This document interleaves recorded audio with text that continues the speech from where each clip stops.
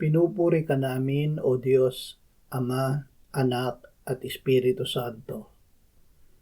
Salamat, Ama, na ibinigay mo sa amin si Jesus na iyong anak na namatay para sa aming kasalanan, iyong muling binuhay, iniakyat at iniluklok sa iyong kanan sa langit. Salamat na ibinigay mo sa amin ang iyong banal na Espiritu at sa pamamagitan niya ay ibinuhos mo ang iyong pag-ibig sa aming puso. Ama, ikaw ang gumawa upang kami ay maging kaisa ni Jesus. Panginoong Jesus, panatilihin mo kami sa iyo bilang iyong mga sanga. Palaguin mo kami sa biyaya at sa pagkakilala sa iyo. Sa pamamagitan mo ay nag-aalay kami ng pagpupuri sa Ama, kaisa ng Espiritu Santo. Amen.